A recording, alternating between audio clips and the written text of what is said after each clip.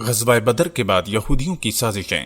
ناظرین گرامی، رسول کریم صلی اللہ علیہ وسلم غزوہ بدر سے رمضان کے آخری دنوں میں فارغ ہوئے اور مدینہ واپس ہوئے ابھی 7 ہی دن گزرے تھے کہ آپ صلی اللہ علیہ وسلم کو خبر ملی کہ قبائل عطفان کا قبیلہ بنی سلیم مدینہ پر حملہ کرنے کے لیے اپنی طاقتیں بنی سلیم کے ایک کنویں مقام قرقرہ پر جمع کر رہا ہے۔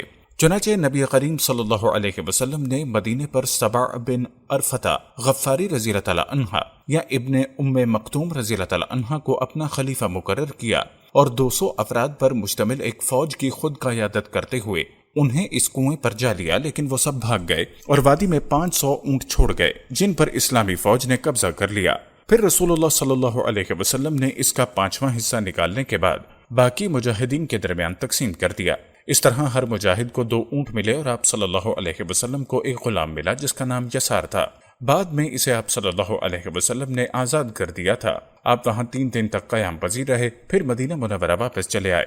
عزیز دوستو، رسول کریم نے اہلیان مدینہ کے درمیان تعلقات کو منظر کرنے کے لیے 2 وثیقے لکھے تھے، جس میں دوسرا وثیقہ مدینہ میں رہنے والے یہود سے متعلق تھا تاکہ مدینہ سوسائٹی میں رہنے والے تمام مسلمانوں اور یہود کے لیے امن و سکون بحال رکھا جائے، اور مسلمانوں نے اس وثیقے کی ایک ایک بات کو نافذ العمل بنانے کی ہر ممکن کوشش کی۔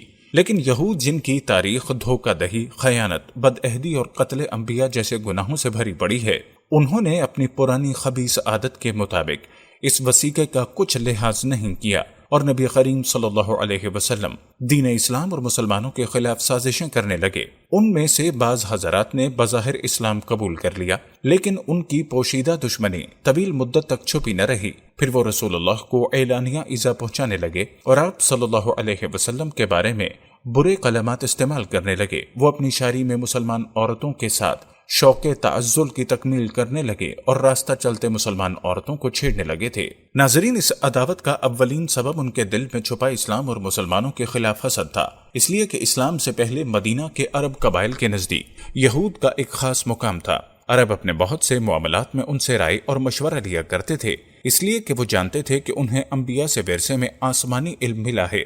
چنانچہ جب دین اسلام آباد اور نبی کریم صلی اللہ علیہ وسلم مسلمانوں کے لیے ان کے تمام معاملات میں مرجع ہو گئے تو عرب ان یہود سے مستغنی ہو گئے۔ یہ یہود اللہ کی کتاب تورات میں تحریف کرتے اور ان کی یہ بات عربوں سے چھپی ہوئی تھی۔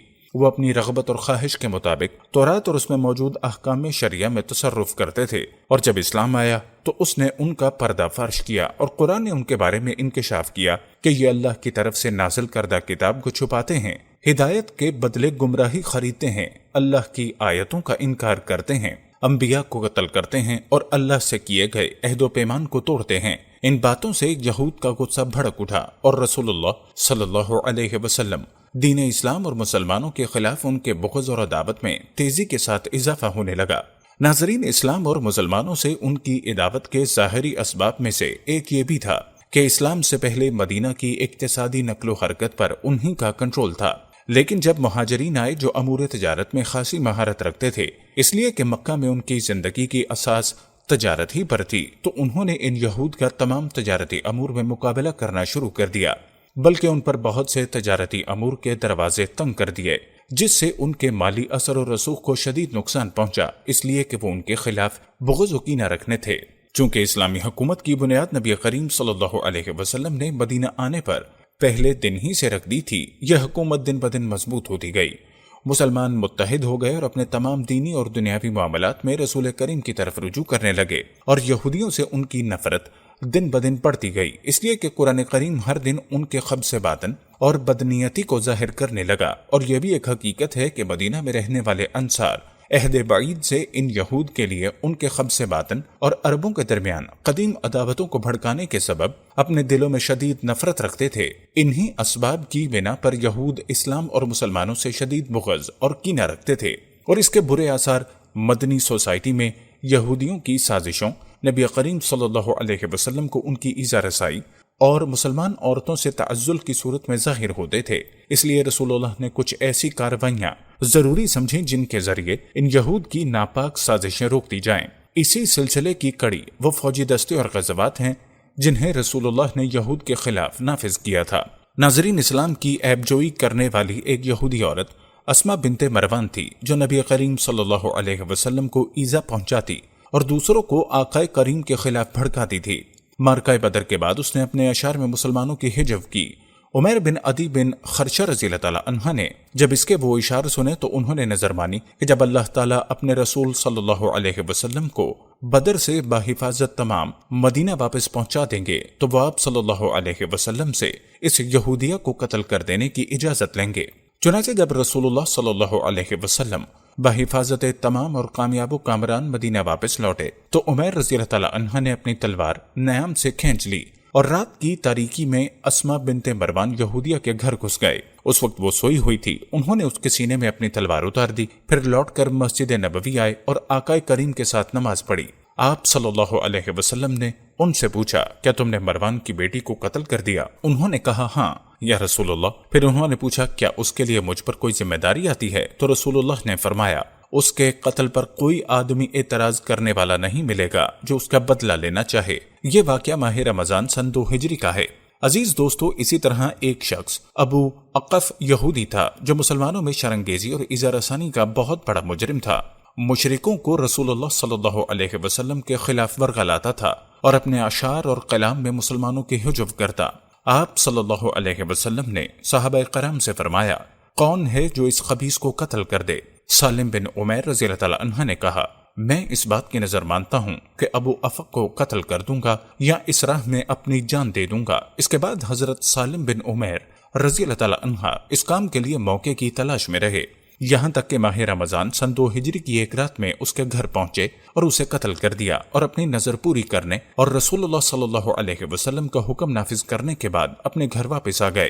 یہی ہے بدلہ ان لوگوں کا جو اللہ اور اس کے رسول سے جنگ کرتے ہیں، جیسا کہ سورہ مائدہ میں ارشاد ہے، جو لوگ اللہ اور اس کے رسول سے جنگ کرتے ہیں اور زمین میں فساد پھیلانے میں لگے رہتے ہیں، ان کا بدلہ یہ ہے کہ انہیں قتل کر دیا جائے یا انہیں سولی پر چڑھا دیا جائے یا ان کے ہاتھ اور پاؤں مخالف جانب سے کاٹ دیے جائیں یا انہیں جلا وطن کر دیا جائے۔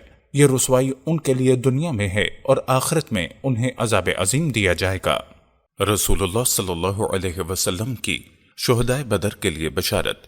ناظرین گرامی، جنگ احد کے دن جب صحابہ کرام نے رسول اللہ صلی اللہ علیہ وسلم کا دفاع کرتے ہوئے اپنی جانوں کی بازی لگا دی اور بھگدڑ مک جانے کے بعد دوبارہ انہوں نے اپنی صفوں کو درست کیا اور کافروں پر دوبارہ زبردست حملہ کر دیا، جس سے مشرکوں کو اپنی شکست کا یقین ہو گیا اور احد کی گھاٹیوں میں مسلمانوں کا پیچھا کرنے سے رک گئے۔ عزیز دوستو، مشرک ہمیشہ ہی کینہ پرپر اور خبیث طبیعت واقع ہوا ہے، اسی لیے مشرکوں نے کئی مسلمان مقتولین کے اعضاء کاٹے، ان کی شکلوں کو بگاڑا، ان کے کان، ناک اور جسم کے دیگر اعضاء کو کاٹا، حتیٰ کہ ابو سفیان کی بیوی ہندہ نے سیدنا حمزہ رضی اللہ تعالیٰ عنہ کا پیٹ چاک کیا اور ان کا کلیجہ چبایا، لیکن اسے حلق سے نیچے نہیں اتار سکی تو اسے منہ سے باہر پھینک دیا، اور کافر عورتوں نے مجاہدین کے کانوں اور ناکوں کے پازیب اور ہار بنا کر پہنے۔ ایک روایت کے مطابق جب رسول اللہ صلی اللہ علیہ وسلم نے حضرت حمزہ کو ان کا مسئلہ کیے جانے کے بعد دیکھا تو فرمایا، اگر میں نے قریش کو پا لیا تو ان میں سے 30 آدمی کے مسئلے کروں گا۔ پھر جب صحابہ کرام نے آپ صلی اللہ علیہ وسلم کی تکلیف کا اندازہ لگایا تو کہنے لگے، اگر ہم نے ان کو پا لیا تو ہم ایسا مسئلہ کریں گے کہ کسی عربی نے کسی دوسرے کا نہیں کیا ہوگا۔ تب اللہ تعالیٰ نے وحی نازل فرمائی، اور مسلمانوں، اگر تم سزا دو تو اتنی ہی دو جتنی سزا تمہیں دی گئی تھی۔ لہٰذا رسول اللہ صلی اللہ علیہ وسلم نے صبر کیا اور مسئلہ کرنے سے منع فرما دیا۔ ناظرین، جب جنگ کی آگ سرد پڑ گئی اور اللہ تعالیٰ نے اس کی چنگاری کو بجھا دیا تو ابو سفیان نے پہاڑ کے اوپر سے جھانک کر آواز دی اور کہا، کیا تم لوگوں کے درمیان محمد موجود ہیں؟ اللہ کے نبی صلی اللہ علیہ وسلم نے فرمایا، اس کا جواب نہ دو۔ پھر اس نے پوچھا، کیا تمہارے درمیان ابن ابی قحافہ ہے؟ آپ صلی اللہ علیہ وسلم نے فرمایا، اس کا جواب نہ دو۔ اس نے پھر کہا، کیا تمہارے درمیان ابن الخطاب ہے؟ رسول اللہ نے فرمایا، اس کا جواب نہ دو۔ ابو سفیان نے ان تینوں کے علاوہ اور کسی کے بارے میں نہیں پوچھا۔ تب ابو سفیان نے کافروں سے کہا، تم لوگوں نے انہیں قتل کر دیا، اگر یہ زندہ ہوتے تو جواب دیتے۔ یہ سن کر حضرت عمر سے رہا نہ گیا تو انہوں نے کہا، اے اللہ کے دشمن، اے جھوٹے، جن کے تم نے نام لیے ہیں وہ سب زندہ ہیں، اور اللہ نے تمہارے لیے ان لوگوں کو ابھی باقی رکھا ہے جن کے نام سن کر تمہاری نیند حرام ہو جاتی ہے۔ ابو سفیان نے کہا مسلمان مقتولین کا مسئلہ کیا گیا ہے، میں نے ایسا کرنے کا حکم نہیں دیا گیا تھا، لیکن مجھے اس بات کی کوئی تکلیف بھی نہیں۔ پھر اس نے کہا حبل معبود اونچا رہے۔ تب نبی کریم نے صحابہ سے کہا کیا تم لوگ اس کا جواب نہیں دو گے؟ صحابہ نے پوچھا ہم کیا کہیں؟ آپ نے فرمایا کہو اللہ سب سے بلند اور سب سے اعلیٰ ہے۔ صحابہ نے یہی کہا تو ابو سفیان نے کہا ہمارے پاس عزا ہے اور تمہارے پاس عزا نہیں ہے۔ آپ نے پھر فرمایا کیا تم لوگ اس کا جواب نہیں دو گے؟ صحابہ نے پوچھا کہ ہم کیا کہیں؟ آپ صلی اللہ علیہ وسلم نے فرمایا کہو اللہ ہمارا مولا ہے اور تمہارا کوئی مولا نہیں ہے۔ صحابہ نے یہی کہا تو پھر ابو سفیان نے کہا آج کا دن بدر کے دن کا بدلہ ہے اور جنگ میں ایسا ہی ہوتا ہے۔ اس پر حضرت عمر رضی اللہ تعالی عنہ نے کہا نہیں، ہماری اور تمہاری جنگ برابر نہیں ہو سکتی، ہمارے مقتولین کا ٹھکانہ جنت ہوگا اور تمہارے مقتولین جہنم کا ایندھن بنیں گے۔ ناظرین، کفار قریش خائب و خاسر مکہ واپس لوٹے، سوائے انتقام کی پیاس بجھانے کے اور کوئی کامیابی ان کو حاصل نہ ہوئی۔ نہ انہیں کوئی مال غنیمت حاصل ہوا جو ان کے لیے دلیل بنتا کہ وہ غزوہ احد میں کامیاب لوٹے ہیں، اور نہ ان کے ہاتھوں میں کوئی ایک بھی مسلمان قیدی تھا تاکہ عربوں میں اعلان کرتے کہ وہ زیادہ طاقتور ہیں اور مسلمانوں پر غلبہ حاصل کر کے لوٹے ہیں، بلکہ اس کے برعکس اس کی فوج کی ایک بڑی تعداد مسلمانوں کی تلواروں اور نیزوں سے قتل کر دی گئی۔ ایک روایت کے مطابق مقتول مشرکین کی تعداد 22 تھی، جبکہ دوسری روایت کے مطابق مرنے والے مشرکین کی تعداد 37 تھی۔ ایک مشرک جو غزوہ احد اور مشرکوں کے نامراد لوٹنے کی خبر لے کر مکہ پہنچا وہ عبداللہ بن امیہ بن مغیرہ تھا۔ اس نے اچھا نہیں سمجھا کہ اہل قریش کی شکست کی خبر لوگوں کو اسی کے ذریعے ملے، اس لیے وہ چپکے سے طائف چلا گیا اور وہاں سے اس نے خبر بھیجی کہ اصحاب محمد جیت گئے اور ہم شکست کھا گئے۔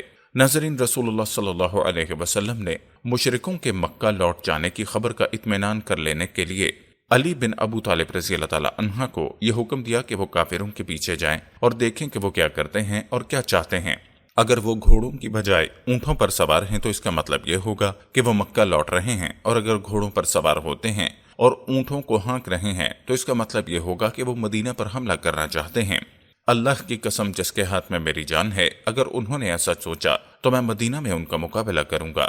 حضرت علی کہتے ہیں کہ میں ان کے پیچھے نکلا تاکہ دیکھوں وہ کیا کرتے ہیں، تو وہ گھوڑوں کی بجائے اونٹوں پر سوار ہوئے اور مکے کی طرف روانہ ہو گئے۔ ناظرین، جب رسول اللہ صلی اللہ علیہ وسلم مدینہ کی طرف لوٹنے لگے تو بنی دینار کے ایک صحابیہ کے پاس سے گزرے جن کے شوہر، بھائی، باپ تینوں میدان احد میں شہید ہو گئے۔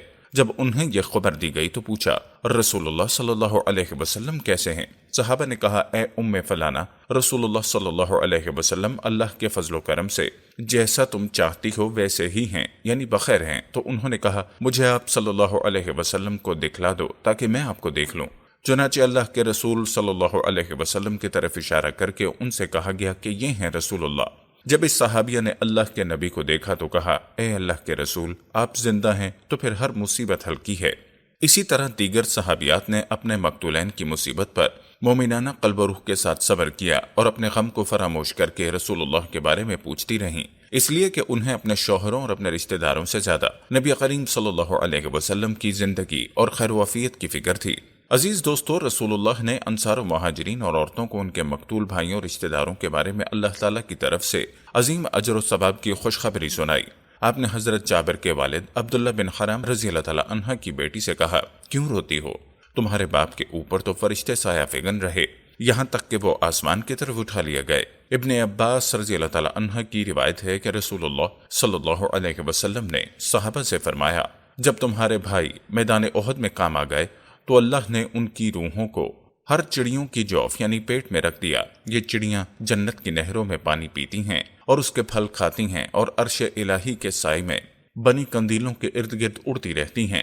انہی کے بارے میں اللہ تعالیٰ نے سورہ آل عمران میں فرمایا اور جو لوگ اللہ کی راہ میں قتل کر دیے گئے آپ انہیں مردہ نہ سمجھیں بلکہ وہ تو اپنے رب کے پاس زندہ ہیں اور انہیں روزی دی جاتی ہے۔ جابر رضی اللہ تعالیٰ عنہ فرماتے ہیں کہ ایک آدمی نے احد کے دن کہا اے اللہ کے رسول صلی اللہ علیہ وسلم، اگر میں قتل کر دیا جاؤں تو میرا ٹھکانہ کہاں ہوگا؟ آپ نے فرمایا جنت میں۔ چنانچہ اس نے اپنے ہاتھ میں موجود کھجوریں پھینک دی اور جنگ کرنے لگے یہاں تک کہ شہید ہو گئے۔